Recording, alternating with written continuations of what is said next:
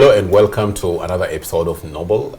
Today we are here to talk about a book, and this book has been inspired by a very powerful story of Miss Lucy Wanjiku. Yeah, we used to call you Shiko, and then you told us you dropped that name. I still don't know why. Some people still call me Shiko. Okay. My mom, my siblings, Me. I think my cousins, you apparently, for no reason. Okay. You knew me as Lucy. Oh, please. So welcome back to the show. We are here to talk about this book, Hope Made a Way. So, Lucy, tell us about this book. Why did you write this book? What purpose is it supposed to serve? It's your memoir. Some people believe they should write their memoir once they become ministers, presidents, in their 68. Yeah, like me, I'll write my memoir when I'll be 60. But you chose to write your memoir in my 30s. In your 30s. So tell us about this book. What's inside this book? So this is I look at it as my love letter to girls who are coming after me, those I will never get to reach and have a one-on-one conversation.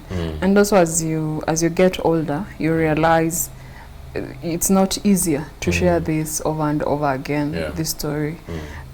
Like, I don't do more newspaper features or TV features or radio features as I used to when I was younger, because it gets to a point where it's now becoming monotonous. You can only tell one story for so long. And then you find when people also write, they write the way they had it. So if you were to write what we had during this conversation, you probably write the way you had it, not the way I said it or what I wanted to bring out. Each person hears what they want to hear. So I'd never had a chance to write it on my own, this story of mine, that I chose to use as a way of telling others it gets better, as a way of telling others you don't have to stay where you're at. There are other things that come afterwards, because I never even knew those things were out there for me. I never knew I would get to travel. I always said, and I would even scared telling people I want to travel one day. So how about for girls now? It's even harder in the era of social media. As we didn't grow in the era of social media, success was not plastered across our faces day in, day out with a touch of a button. Success was very, up there for very other distant. People, very distant, a cloud in the air. And I got into that cloud, and I wanted to show others that it's not for a chosen few. It's for all of us, no matter where you're coming from, no matter what happened to you. Don't look at those as barriers. Look at them as, stepping stones for you to go towards where you're going. So the book is all about my story, more or less what I shared, going into detail, bringing out that element of, yes, this happened. So many things that we get to deal with now in the community-based organization that I mentioned I work with. Things like gender-based violence, violence against women and girls. HIV as a topic is still not widely covered as much. We still have the myths and misconceptions that are happening around. These conversations around sex and relationships. How do you have a healthy relationship? So I tried as much as possible to cover those themes. Those conversations that I'll probably not have with everyone, and really get to that dream of reaching 1 million girls, because that's how, when I started out, that was the number I gave myself. How can this story reach 1 million girls? For them to be inspired. I always felt my purpose was to inspire. And how would I now do that now that I am getting older, and this is becoming not top priority for me to keep going to schools and having these conversations. So now the book goes ahead and goes to those places that I would not go. Wow. So how many copies have been published so far? So far I think we've done 2,000 copies. Wow. How many sold? All. Amazing. So So when you go to these spaces where you're speaking, I mean, you also leave this with you, because leave it with them, because this is the only way your story can be told through your own words. Through my so own that words. if someone wants to tell it, they can make a reference, you know, am I reporting the right thing? Wow. And that's a very noble perspective of how it should be.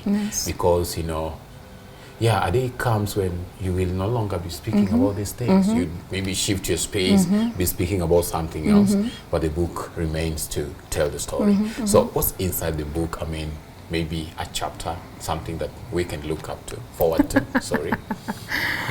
I don't know, I feel like I've preempted most of the things that I mentioned, but probably what I didn't mention was that I'm now a mother again.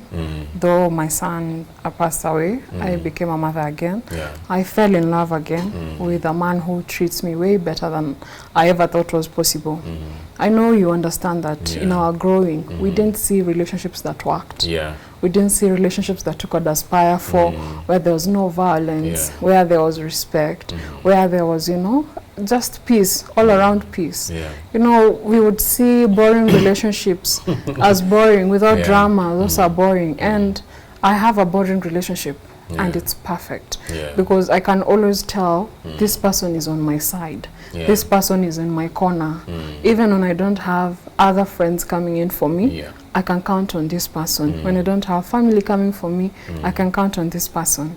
And I think everyone does deserve to, you know, to have such love. Love that is not conditional. It's not based on any condition for it to be true love, for it to show up for me over and over again.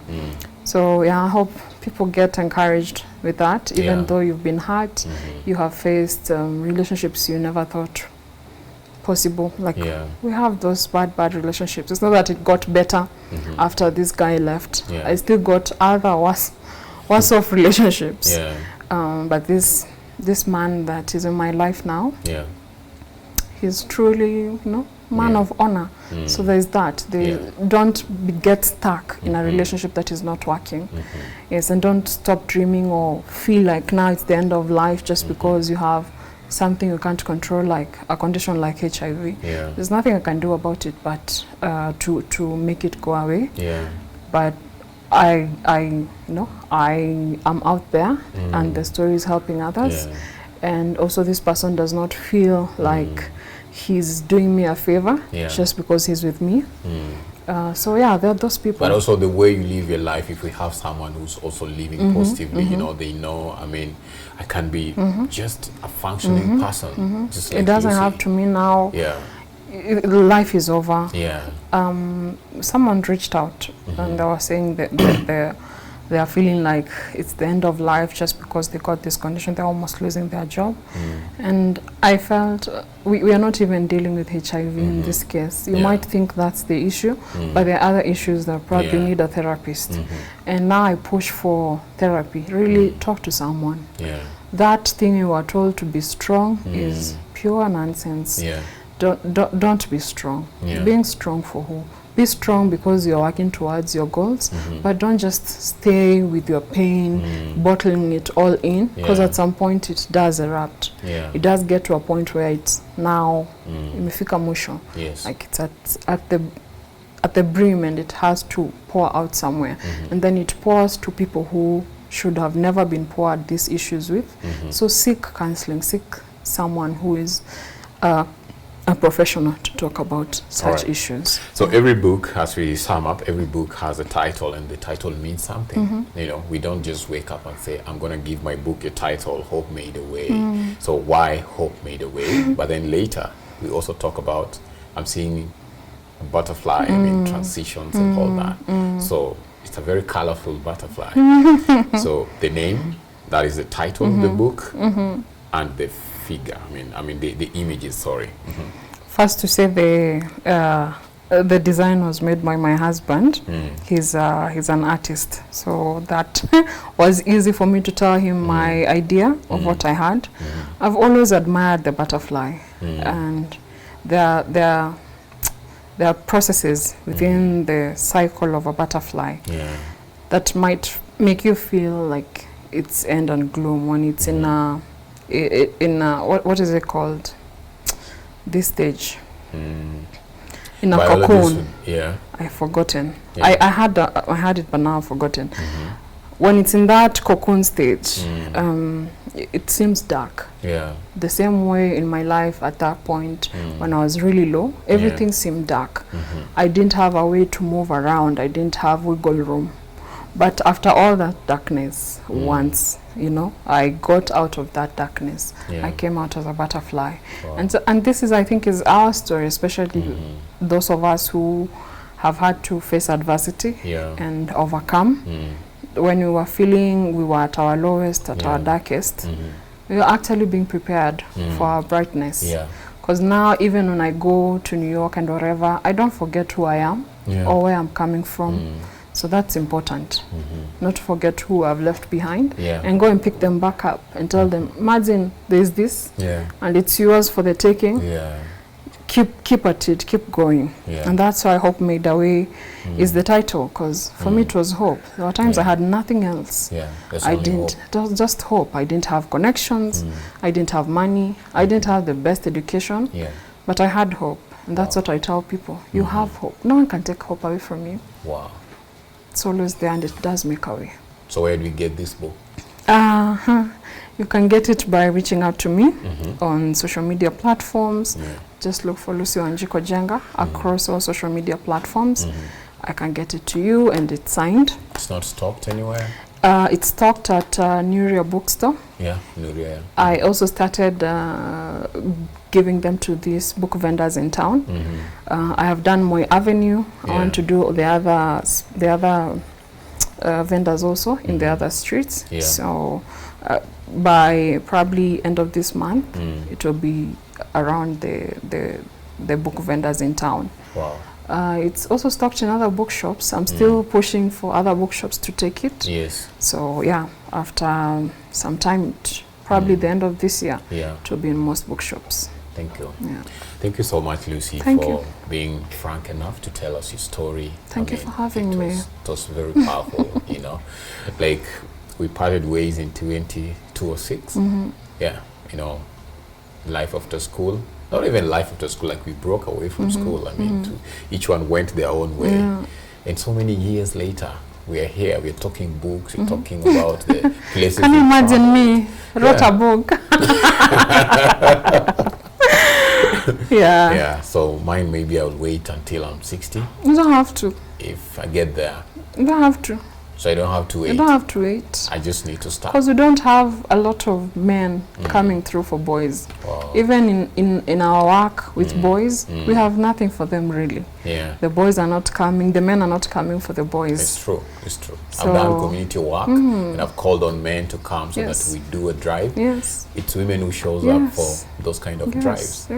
So your book will be revolutionary. Wow. It will tell them things, because when you look at the cover and you see it's Lucy Wanjiku, there's a guy I met and he was like, I can't read, I don't read such, just because I'm very sure it was a woman who wrote it. Wow. But if it was, you know, Andre, I'm giving him... like this one I must read, you know. So you should write one. All right. Don't wait for 60. Okay. So guys, we're agreeing that my book is coming up after Hope Made a Way. Get this book. Let's read Lucy's story. But I really thank you so much for creating that time to be here today once more. Thank you for having me. Yes, and thank you guys for always watching, for always listening. Remember to share, subscribe, like. Until next time, see you.